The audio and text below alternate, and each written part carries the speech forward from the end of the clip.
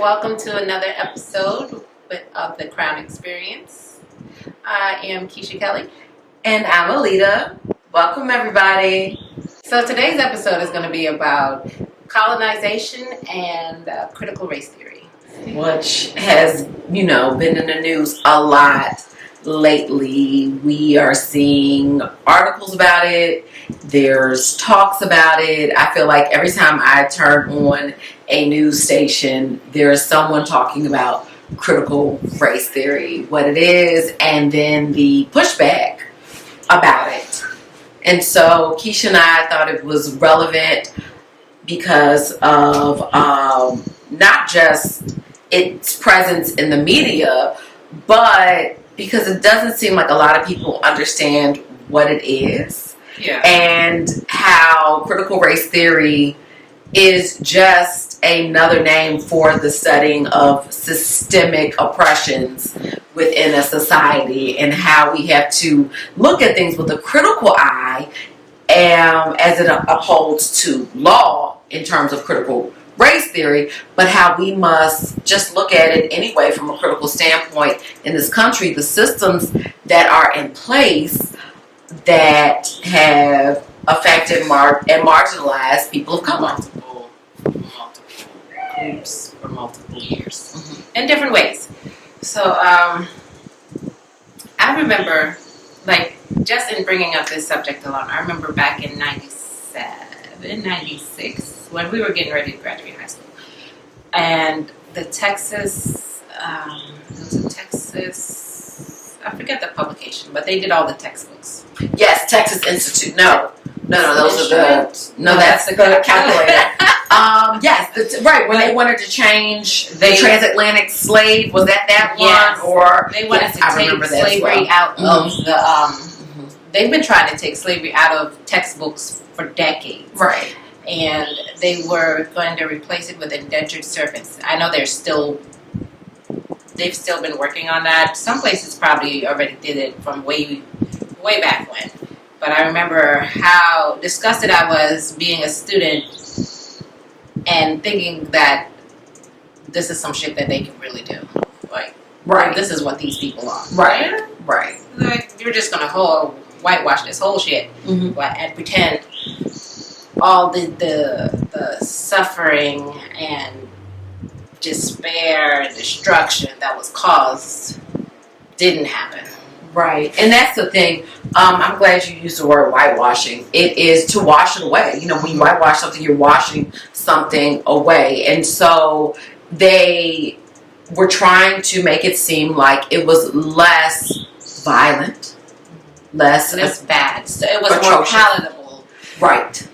To make people feel comfortable. What it made me think of was the Indigra symbol of Sankofa, and how as we move forward we still look back so that we don't forget our past. And so it's important, I feel like, to have a clear view of your past in order to clearly move forward. To see the good, the bad, and the ugly of your past. Because here's the thing, I don't want to. Everything in this country isn't horrible. Everything in this country isn't the worst ever, and we have to step away from that too, because I think sometimes people think that that's what we're trying to do when we talk about critical race theories, make it seem like everything was horrible. No, but it's having a clear vision and view of what went down. Yes, and the systems that have been put in place to keep people in bondage. There we go. Still. Right. No, I get it. Look, I know that. Look, I like to say slavery has just evolved. Well, most definitely. Segregation has just evolved. Yes. Because of the systems that are still in place in this country, that never changed. They just got smarter in doing shit. They got smarter in doing shit, and they are able to. Well, they were able to mask all of their atrocious, toxic systems for a very long time. And then, Obama came into office and followed by Trump. So we had 12 years of people being unapologetic of their atrociousness. And with all of that coming into light, now they want to be like, oh, well, that shit didn't happen. Let's slap some. Let's put some lipstick on that pig and make that shit beautiful. Yes. I'm like, fuck that. This shit happened. It may not have happened to you, to your people, to your ancestors. Your ancestors may have been there and they didn't participate, but you still benefited. People say that shit all the time because it's true. Y'all benefit. Agree. So, Keisha, I'm glad you said that, because when we were talking about the civil rights bill being passed, I think it was something was going on in the media and people were talking about it. But a friend of ours that we grew up with, whose family is from a different island from Dominican Republic, posted something about, what is the thing called, the immigration bill? It was the immigration bill, right? Like, it's an immigration bill. It was what happened after the civil rights bill was passed. There was a law that looked at the immigration bill and how people from browner countries were now allowed into the country, as opposed to more European countries were prior to. Yeah. It was easier for your whiter countries to get visas. I'm trying to remember what that is. I don't want to talk about it. I mean, it's the same thing, because when we look at when all the people were coming in from Cuba and all that shit that was going down in the 80s, and they were letting people come in as long as they're in the waters on the boats. But that was because it was an agenda, though, too, with Cuba. Because remember, that was during the whole Cold War. Cuba was a communist country, so there was an agenda as to why they were letting Cubans in. But remember, it was the Cubans with it was the Cubans with money, though, too. Then Haitians started coming on those boats. They did, and then they started sinking those boats. They sure did. But you know what? I mean, I feel like Haiti in itself is just a travesty. Because if you don't know just the history of Haiti, Haiti was the first colonized country with slavery that obtained their freedom. They fought back and they obtained their freedom. And these white folks have been punishing them ever since. They immediately inflicted sanctions and anything, which goes back to critical race theory. Mm-hmm. These sanctions are laws that hinder, hinder countries from receiving certain things, imports, exports, all of those things, which affects the economy. It affects. So if we can't grow monetarily, because money does make things go around. If we can't build and rebuild our infrastructure in our country, the currency of the time, right? If our currency is being exported, right, or stolen, right, or not even allowed out, there's no trade in or out. Then what happens is our people suffer. And it was a punishment. They inflicted those embargoes as a punishment and those sanctions as a punishment to Haiti for fighting for what was their human right. Yes. Their human right. Here's the thing. They were kidnapped, enslaved, forced into free labor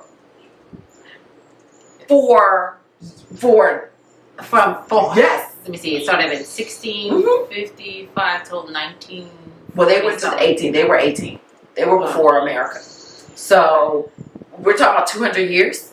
About 200 years, and you have the audacity to tell me I owe you for getting my freedom. Right. Because you lost money. Because you couldn't collect what was owed you, the fee from my body. Yes. Bullshit. Yes. And yet, we complain about studying critical race theory when this is something that has been going on for centuries. For centuries. And you know what? I think we were talking the other day, and I said, the audacity of those that put together the laws, because America was founded by those that were oppressed. Right. Religiously oppressed. It was founded by people that were oppressed. Yes. But they had their own agenda, and And they came over here on that bullshit. Mm-hmm.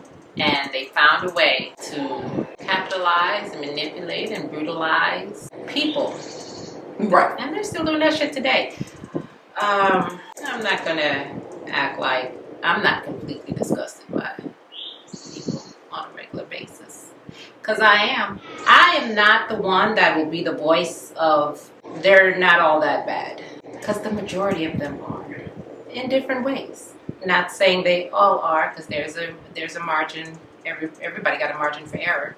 So there are some that aren't. But just living here, being in places around the world, just knowing the histories of different places. Like for me, when I grew up, I was in school in Trinidad till I was 10. Right? So we learned history around the world. That was just part of our even though it was colonialized from British type, right? But we learned world history even back then. Mm-hmm. And to come over here and to get the cookie cutter glitter unicorn selling me a dream shit, it's been hard to take. Like, but you know what, Keisha? There's problems everywhere. There are. And it goes back to the studying of all history. And when we look at critical race theory, we have to look at colonization and the systems that were put in place due to colonization. It wasn't just slavery. No. But there were different things put in place on everywhere that the colonizers, people that colonized from Europe went. Mm-hmm. They changed the face, the rules, the people, the everything of those places. And like I know you when you talk about Trinidad, I do though remember that there's still, even if it's not black and white. No, Trinidad is right. I was going to say Indian and black. Indian and black, right? And it's not only just Indian and black because it's still with the whites, the Syrians, and all of that. It all has a hierarchy. Yes. And at the bottom of the hierarchy is always the blacks.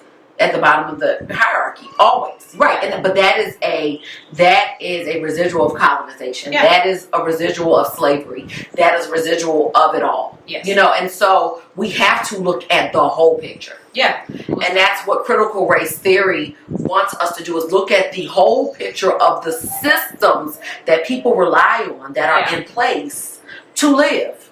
You know, the education system, the banking system, the housing system, the economic system, the real estate systems, the judicial system.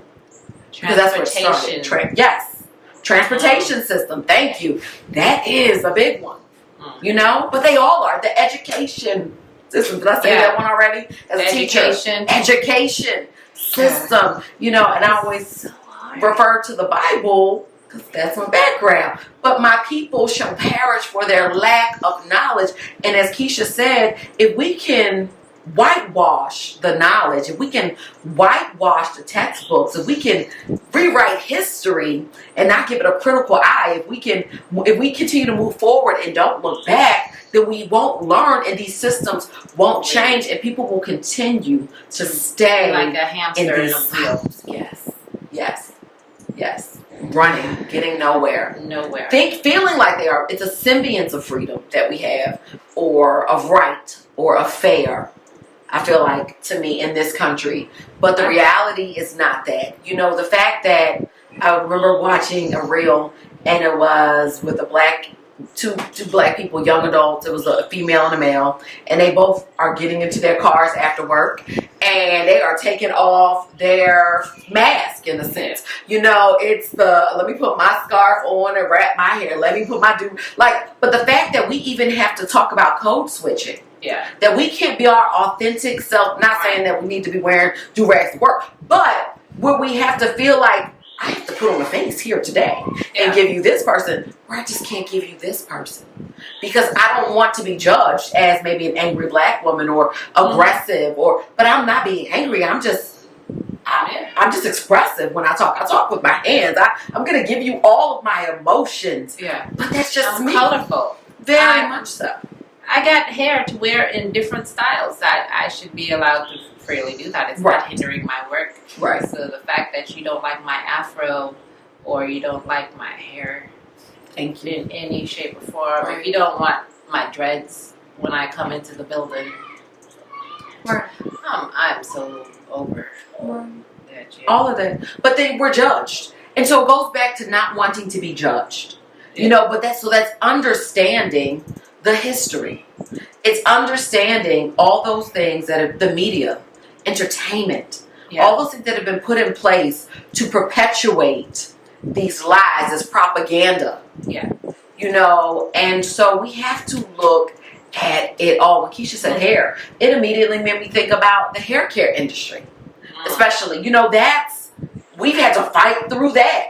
Right. It's like I walked into Walmart today and I went into the aisle and they had a whole beautiful section of now hair care for African American, you know, hair and all the differences in between. I should say people of the African diaspora because we know, you know, even my products aren't made the same. That's right. Depending on the texture and the 4C, the 3C, the 3B, the 4C, whatever, all of those things.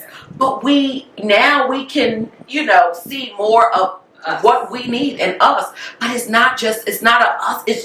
What I feel like it shouldn't be a us section or a them section. It should be a we. We are, because of slavery and because of all being put here or families coming over or migrating, immigration, everybody coming over. We are all here in this country and it should be, then are we American? Because they wanted to sit there and say, you know, for people not saying the national anthem, that was not being patriotic. But yet and still, why is there a separate section for hair? Why is the fact that I still have to code switch or feel like I have to put on a face because I can't be accepted in my natural state? Honestly, guys, why must I put the term African in front of the American? Hello. Oh, girl, that was good. I like that. Yes. I'm here for it. How come I felt like right after college, because I would wear my hair like this in college, but I knew being here in the South, coming from the DC metropolitan area, I was wise enough to know, one, we grew up in a fishbowl. That growing up in the DC metropolitan area is completely different from the rest of America and the country. But I was not prepared. No, but I will say it prepared us to see through the lies. It prepared us to understand how government should work. Yeah. When it's for everyone. When it's right.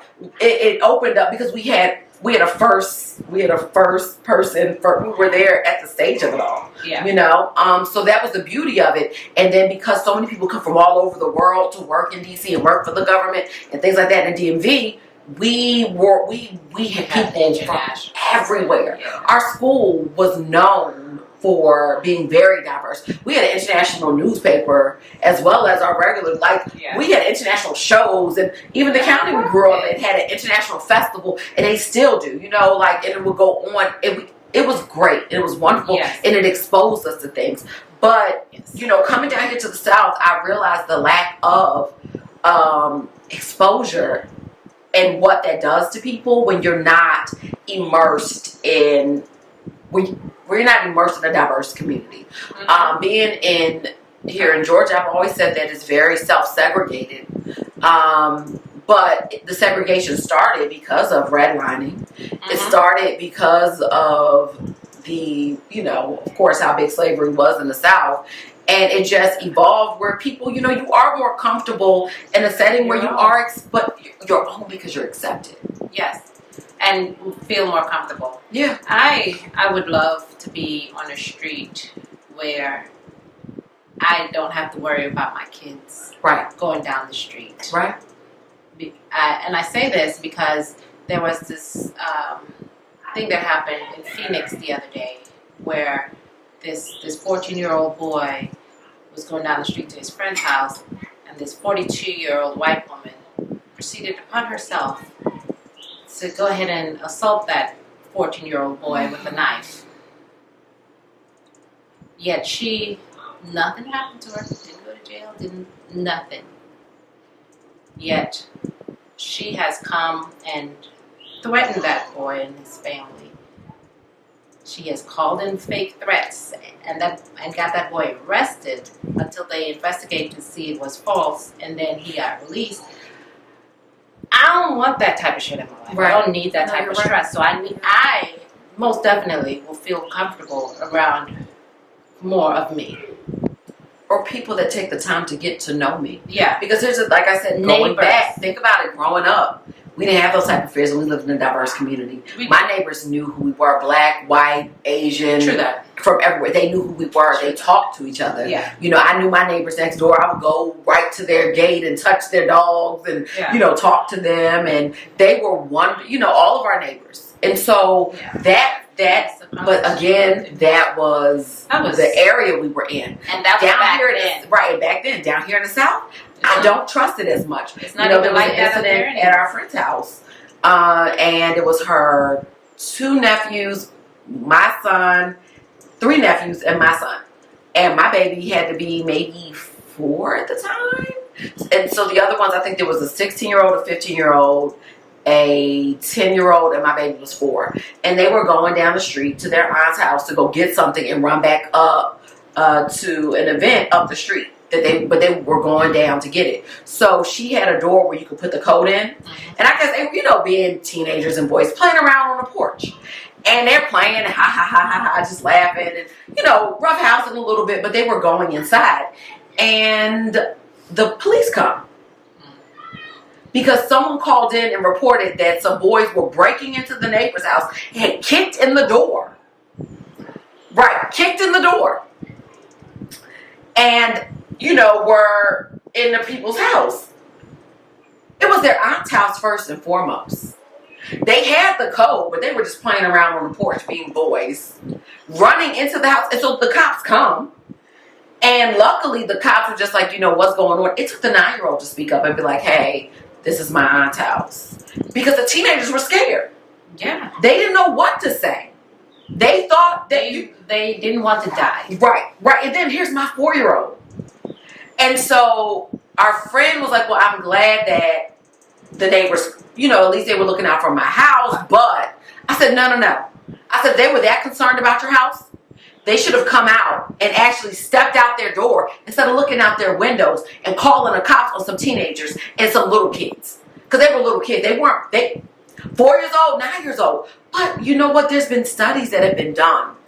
Mm-hmm. I mean, you all can research this. There's studies that have been done on the brain and the brain's response to things that cause fear. Mm-hmm. And so someone did a study not a few years ago where they were monitoring the brain activity of that location of like fear. Yeah. And they were showing people faces of I think I remember people. that. Yeah, different races. Yes. And do you know that children as young as 5 years old invoked fear? Yes. And Caucasian people. As young as 5. So that means that kindergartners can evoke fear, some level of fear. Now it wasn't extreme, but it was some level of fear. I believe that because in Florida they arrested how many kids under the age of 10 this past last school year? Under the age of 10. Here's the thing. I do not understand how a group of people are so fearful of this self-propagandized boogeyman. Yes. That the media condition people, to believe. It is amazing that they have so much fear. I was glad you said that. But theirs is a made-up fear. Yes. Ours is a real fear based on their made-up fear. Right. Because their fake fear has real consequences for us. Yes. Like the video recently of the lady in Victoria's Secret that fell out on the floor and started crying as she made aggressively her have a panic attack. Aggressively running after the woman. Right. Yeah. She didn't want to be filmed acting an ass. Yeah. But that is what we're fearful of because if we look back at history, again, as we study the history of what's happened in this country, countless times, if we look at Tulsa and the fact that the angry mob, not the jealous group of people, right, that were jealous that this whole, community was thriving outside of their oppression. Right, that they were doing well. Mm-hmm. But no, that they believe this lie that this woman, this white woman, was attacked, and so there we go. A whole area of Tulsa burned, and the whole community was gone, was no more. We look at Emmett Till, and the woman came out and admitted. Yeah, on her fucking deathbed. That bitch should have died when he died. Yeah. So if we look at history, because that's what critical race theory wants us to do, is to look at history with a critical eye as to why things are the way they are and set up the way that they're set up. Yeah. And let's just be truthful. What do you do when you kidnap millions of people, bring them to a country, and then all of a sudden they're free? Fear comes into play. Again, what did you say? Self-propagandized fear. I like the terminology. Self-propagandized fear, based on what these people now will turn and do to you. Because someone in some back room that was in power was like, well, you know what? There's more of them than there are of us. There's more of them, and they are hardworking. They are, they pretty much built this country on their backs. And we can't let them take over.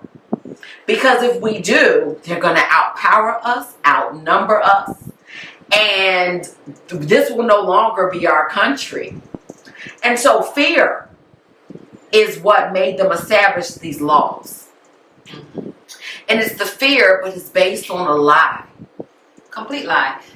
And it's not even shocking, because look at all the shit all the laws that they have been drawing back.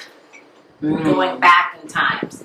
The only law that they're probably not going to pass with these white people in Congress is going back to slavery. That'll probably be the end of it. But it shows you, if you don't see this is the history of this country to keep people oppressed as they make a step forward, it is that 2 steps forward, 1 step back, 2 steps forward, 1 step right, whatever it is. But we are constantly subjugated to that. They are upset because of the way this election went. And so we're going to now come up with these new laws, these voter suppression laws, and act like, oh no, we're just doing this because, of what happened that was not founded, was not proved, was not seen. The only people that was found guilty of fraudulent voting voted for Trump. So again, but now all these states, especially here in Georgia, Florida, Texas. I'm Texas. Listen, I'm very happy to be leaving Florida. Even though I'm leaving Florida for Georgia. I'm trading one devil for the next. But somehow the one in Florida seems dumber than the one here. Oh, jeez. So I'm gonna just take it. Okay, it's a small improvement. It's just that much. I don't know how these people are so delusional. I don't know what the fuck. You can believe in this fake fear, and you can believe in yourself as second to God. Some of them believe themselves to be God because they have been getting away with shit forever. The balance of power. This is the balance of power. And they didn't like the way the voting went. Especially like Georgia was one of the first states to, Governor Kemp was one of the first people. But I mean, if we look at how he won, Yeah, it's like, with Stacey Abrams. Yeah. As the... I'm going to check my own ballots. Okay. Yeah, how about that? Yeah, he checked his own ballots. Yeah, okay. So again, we are bombarded with countless moments moments of racial suppression Yes. to examine, Yes. which is the importance of critical race theory. It is only that big of a deal now because somebody mentioned it to Trump. It's been going on in schools. It's been CRT has been on the subject list of colleges since I went to college Right. the first time, decades ago. So the fact that all of these people are up in arms now over their next boogeyman is beyond. It is, but and it goes back. And thank you, Keisha. You just said it. Up in arms over their next boogeyman, and we already know the boogeyman's not real. The boogeyman is make believe, and so they look for anything to grasp, like grasping straws, looking for anything to hold on to continue in their power. Yeah, and critical race theory, as Keisha said, has been around for the last 20-something years, being taught in school, was created for law students to study the systems in place. But these systems and these laws are what's being passed. So just like this voter registration, these laws that were just passed, that should be a part of the critical race theory curriculum going forward. Because it becomes, how can these laws in turn be used to continue to oppress people? Yeah, so I can keep my comfy position. Right, so I can stay in this position of power. Yeah. Lena and I were talking about how there are many groups who are oppressed and subjugated, including white people, because it's not about the subjugation of the races. It's really about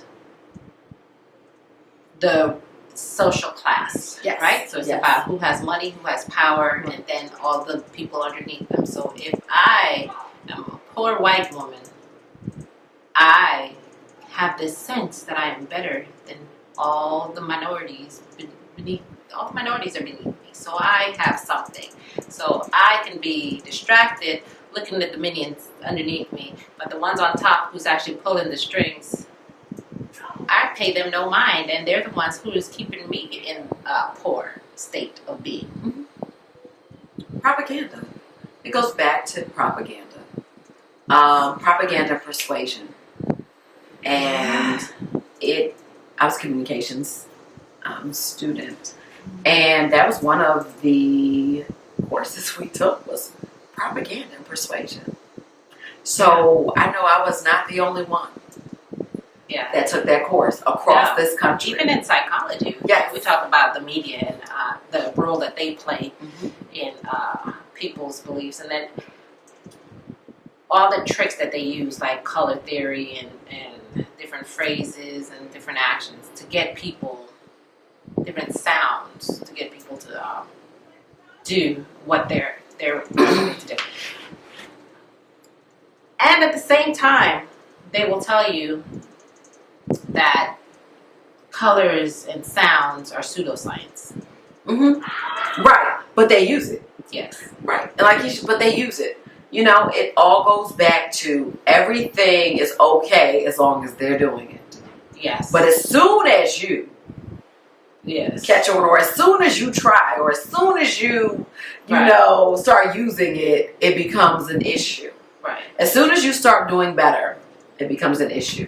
As soon as you start figuring out the way the systems work and your ways around the oppression, they come up with different things to continue to keep you. Yeah.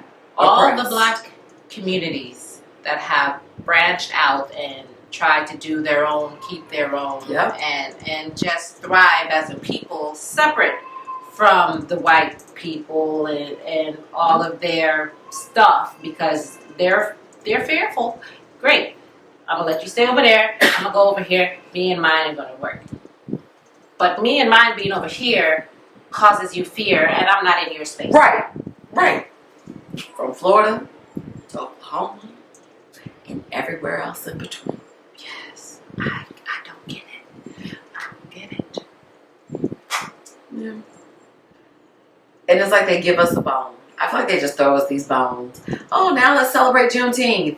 Fuck that. Black folks, we've been celebrating Juneteenth anyway. Didn't need your permission. Yeah, we were having Juneteenth celebrations regardless, way before it became a thing. Some people just found out about Juneteenth, so when and where, because we always did. We always had one. You know, I mean, so it becomes, we don't need any bones, okay? Yeah. As Keisha said, we want to live in a community where our children are safe, just like you all want to live in a community where your children are safe. Yeah. However, the fear that we have is real fear.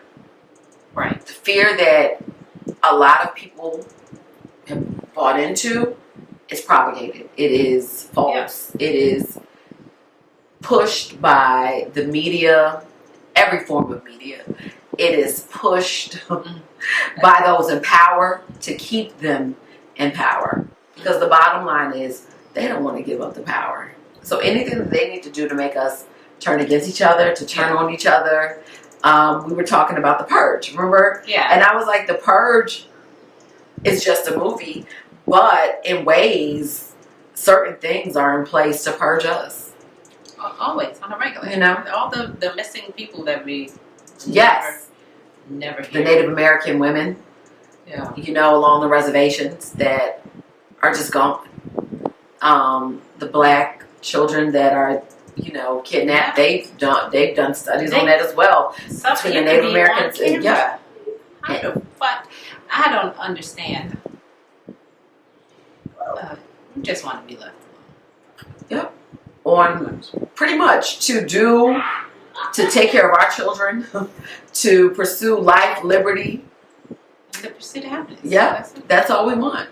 That's all most people in this world want. But there are these laws set up. I wonder if America will ever go through the transition that Germany had to go through, or Italy had, where they had to redo their constitution because of all that stuff that they had. I wonder if these people would ever say, okay, this document was from hundreds of years ago, and all of these interpretations that have come to pass, they have always been only for the benefit of one group. Right.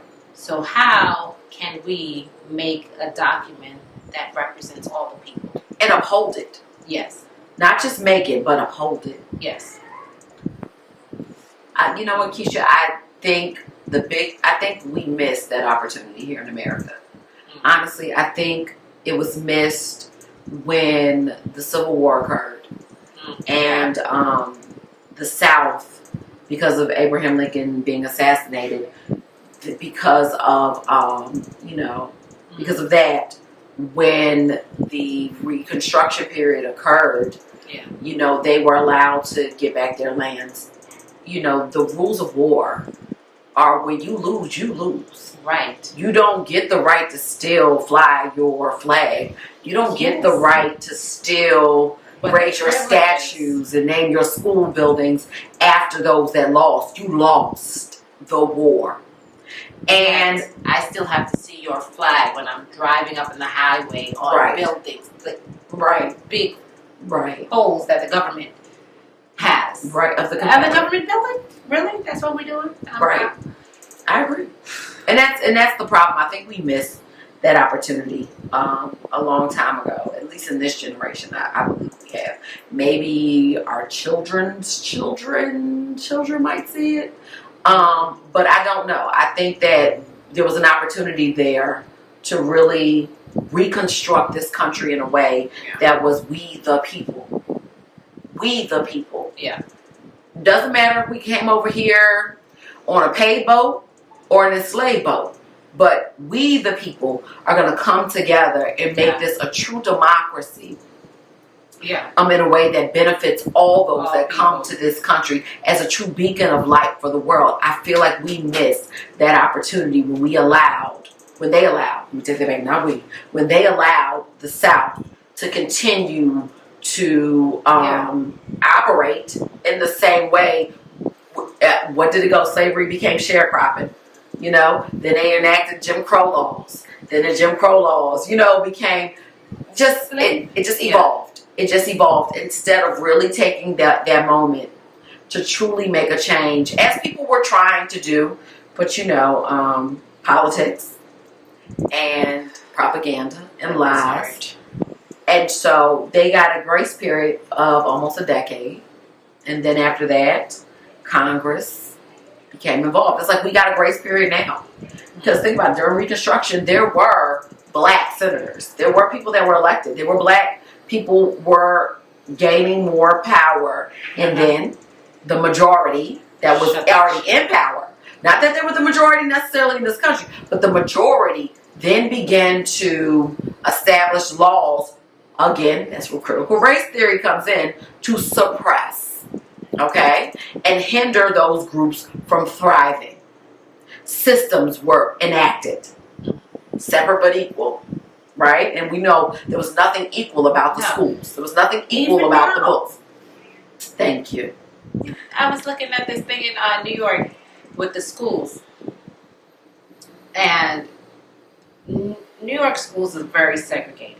I don't understand how it's okay for them to take money out of poor communities and give it to the more affluent communities, so the affluent communities can be more affluent, but they will take every blood, sweat, and tear out of the poor community. Right. Yes.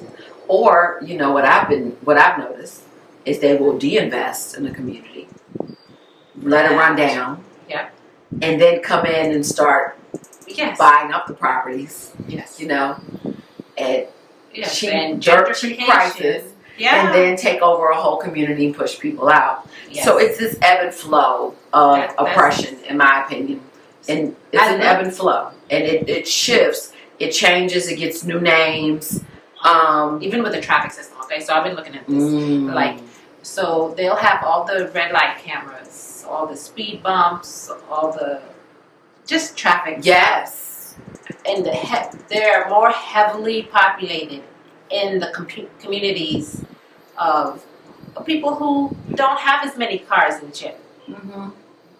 They more likely their bus, or if they have cars, they're gonna get fucked. They're gonna get fucked, and they're gonna lose that car because now they have to pay for all these extra tickets. They have to pay for all of these made up taxes and shit on their cars because of the area that they come from and live in. So their insurance is higher because it is a lot. So that all of the little bit of money that these people make, they take it all back. So it's like slavery all over again. Sharecropping. After slavery, no, that's what it is. Okay, so we can't call it slavery, but I can make you, held to my land.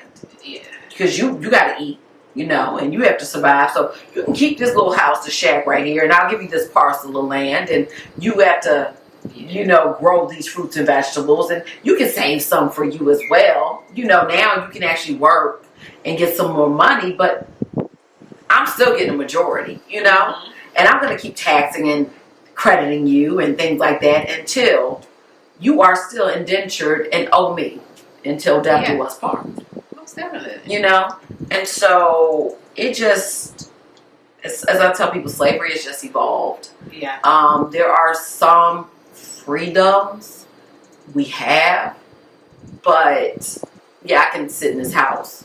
Slaves didn't have that. It doesn't even matter because they can come into your house. Right. They can claim some type of crime, right. Or they can claim eminent domain. And that's a whole thing that's, going on throughout the country. If you look at what's going on right now with the Geechees and their land and their islands, and just... That is so hurtful. Right. People that were free, they escaped, and because they were slaves or were former slaves and didn't have these deeds kind of to this land, but they were grandfathered in, but if they couldn't prove so, it's this whole litigation and these whole legal systems surrounding this land, and if they get to keep it or not. Come in and they steal this land from people who've been living there for generations, so they can put up a golf course or some kind of resort. Hawaii. And then you out of there. And it's not just us. No. Like I said, Hawaii. I mean, that just happened. I remember. When you look at the people who are doing all this, it's the same people. Yep. They're fucking people. Yep, same people. They just doing it to everybody. And don't care. And they really don't care. And then they pit us against each other too. Yeah. Yeah. By education, social status, education, social status. Why am I blanking right now? Because I there's a few different ways that they put people against each other. Colorism, yes. That's it, right there. I mean, listen, let me tell you, when I came to this country, and then when me and Alita met, I think for a decade of our friendship, in the first year, both of us were under some delusions of us being darker than we were. Especially being up there in the wintertime, like you see how light we are now. We're not light, but we're light. And then in the wintertime, you just pale out. I thought I was darker than that. So I was having delusions of being like, I had a nice caramel-ish complexion, and I was like, no, that's not real. Yeah. And then here's how we found out. Here's what brought that mirror crashing to the ground. So we have a friend of ours who's lighter than us. Light bright, right? She's lighter than us. Yeah. I'm not going to say light bright. She's lighter than us. Light bright. And then we try on each other's makeup, and we're wearing the same shade. Blue by fucking time. Yeah, I was like, yes. In what world? And it's funny we have the same experience as the revelation. Not knowing then that we both had the same aha moment. But fast forward like 20 years later, it's like, girl, me too. That was my aha moment. But they will use colorism as a way to, for us to focus on that. Yes. Instead of focusing on the real issues. And that's what it is. It's focusing on the real issues. And when we really focus on the law and understanding the law and how the law works to keep people marginalized is when we can really make changes. If we can't look at the law and focus on those things and be honest and real about them and why they're in place, then no, this country, as you said, I would like to see, it will never change. Things will never change. And so critical race theory makes us look at the laws and then investigate the reasons behind these laws. Yes. And so it's not a oh my gosh, you're trying to indoctrinate our children and make us all seem like we're racist. No. But it's being honest that these laws do exist. Right. Because if we ignore them, then that's ignoring a whole community of people, not just African Americans. Yeah. It's ignoring Hispanic people. It's ignoring Native Americans. Yes, it's ignoring a whole group of people to make you feel comfortable with your laws that are benefiting you. Instead of us coming together as we, the people, and putting things in place that benefit everyone. Back in the day, some studies were done that shows that communities that have jobs and are thriving, they have less crime. And people are just more harmonious in their lives. The communities that have lost jobs, that have been heavily redlined, and they are just, crime goes up in those communities because of the lack, and there's nowhere to go. Yeah, so absolutely. They are tearing into their own to feed their need. And it may seem wrong to people that are like, oh, black on black crime type shit, but it's everyone on their own homogenous group type. Thank you. that term, I hate that term. Yeah. Black on black crime. The media has used that for decades. Since like the 80s. Yeah. Black on black crime. Here's the thing, what Keisha was saying, that I was reading, I was looking at some studies. I guess we read a whole lot of the same stuff too. But I was looking at a study about crime and race. And as Keisha was saying, most race is done against their own people. Yeah. So homogenous. It is. Yeah. It's white on white crime, Asian on Asian crime. Yeah. And let me take that back. Okay, let me take that, because I know that does not. It's Chinese on Chinese crime, Japanese on Japanese crime, Korean on Korean crime, Native American on Native American crime, Dominican on Dominican crime, Mexican on Mexican crime. Understand, it is within your black on black crime, yes, but it's also white on white crime. Yes. Indian on Indian crime, because I feel like when we say Asian, we put everybody in one category. No, it's all of it. Because even Russian on Russian crime. Most crime is done within your own community. So we need to stop. We need to also stop allowing certain phrases to be okay, because that continues to suppress us. Yeah, where's that power? It feeds into the fake boogeyman. Yes. It feeds into the boogeyman. Oh, well, you know, all that black on black crime. It gives them a talking point, and it makes us talk down on ourselves. Right. When they are doing the same shit. Yes, the reality is most crimes committed are within your own racial community. At the same percentage. Yep. How about that? Same thing. And so, you know, it's important to read. It's important to educate yourself. It is important to know the truth and to seek the truth. You know, it goes back to that prayer. The scripture, my people shall perish for their lack of knowledge. But also, I want to go a little further, where I always do this with my son. Help me not to be conformed by this world, but be transformed by the renewing of my mind every day, God. Help me every day to transform my mind, because we are bombarded with the news, with imagery, with biases and things, you know, that they want us to know. Yes. Not the truth. Right. The level of truth that they are comfortable with us knowing. Yeah.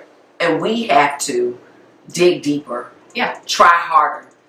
Push our way further to overcome these things that could indoctrinate us to stay where we're at, to fight against something like critical race theory, which helps everybody, could help everybody to see the laws that are in place, be honest about them, these things that are in place, and then how do we now come together as a community, as we the people, and do something about it? How do we come together and truly make a change?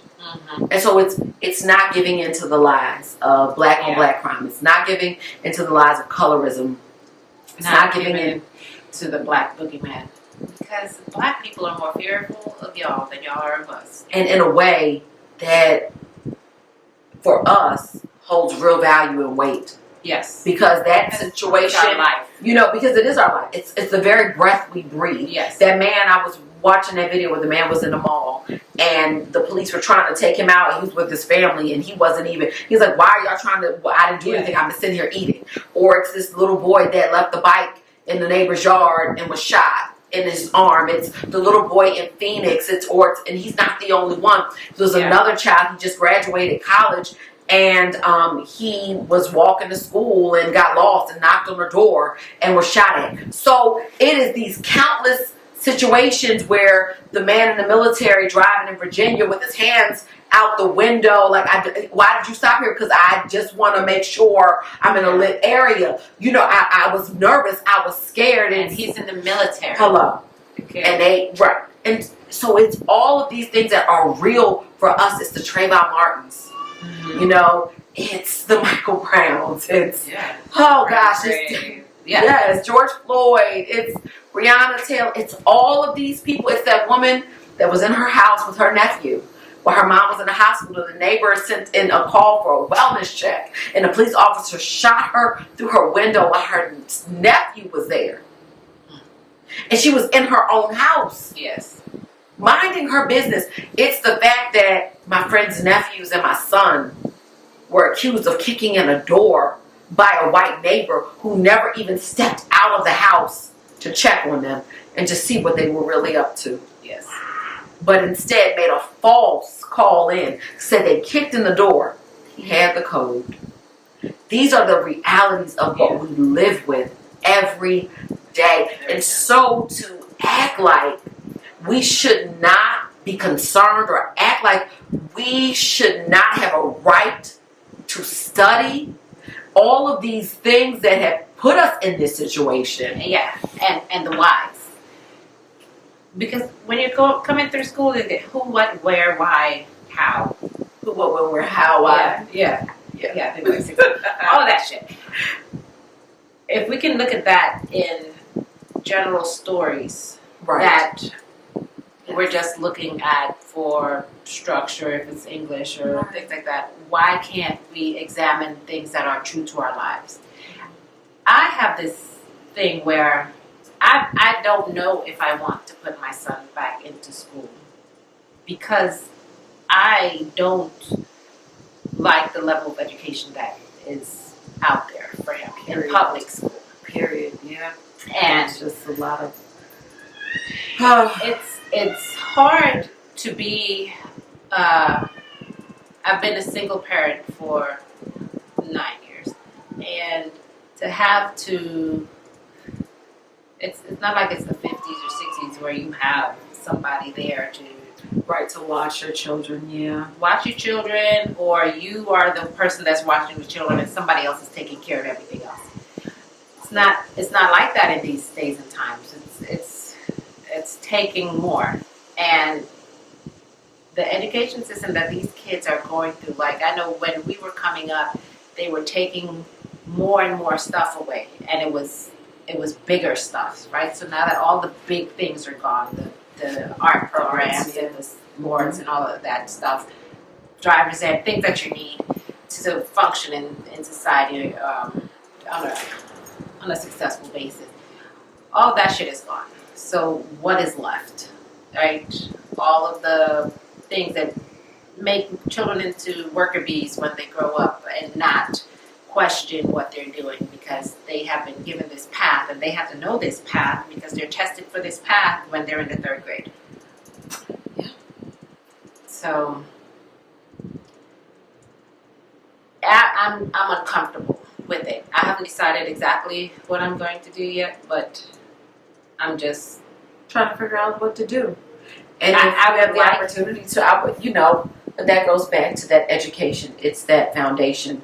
And we have to educate our children with the truth. We have to arm them with the truth so that they don't keep allowing the same mistakes to be repeated in their lives. Yes. That's where Sankofa comes in. You're looking back. You don't forget the past as you're moving forward. Right. We can't forget what's happened. We can't forget. In our own personal lives, in this country and world we live in, we have to always remember so that we don't make the same mistakes, or so that we can recognize when you try to put a different name on something that you've done before. Yes. Oh, you want to call it something else this time? Yeah. No. This is the same thing that you did 20 years ago. Same shit, different day. I like it right there. And that's it. So, thank you guys for joining us for the Crown Experience. Hope that you enjoyed this conversation. We charge you all with investigating. Yes. Research critical race theory on your own. Look at what it really means. Look at the why behind it. And decide for yourself if it's something that you feel should be taught to your children. And even if they do decide to take it or... First of all, critical race theory isn't something that was taught to elementary or high school. That's why I stopped. Anyway. That's why I stopped. I had to stop. It's not in elementary school. It's not. High school. No. It is from college and depending on your major. But we should raise our children to be critical thinkers. Yes. Okay? Because that is what has gone away. Right. Critical thinking is key. Critical thinking helps you to navigate through. Critical thinking is where a lot of innovation has started and transformed things within this world. Critical thinking is important for us to move forward as a society. So critical race theory is important for us to move forward as a community and as a society that's founded on these principles of we the people in the pursuit of happiness. Yeah. Those who don't know their past are bound to repeat it. That's right. So, you know, one of the things that we like to do with the Crown Experience is we like to promote women of color and their businesses and what they're doing, and just support each other. As Keisha say, big up. You know, we're gonna big up. We're gonna big up these businesses. We're going to support each other, and there's no other way to do that than to bring attention to those services and items that are out there. And so this is our item, our feature of the day, of the week.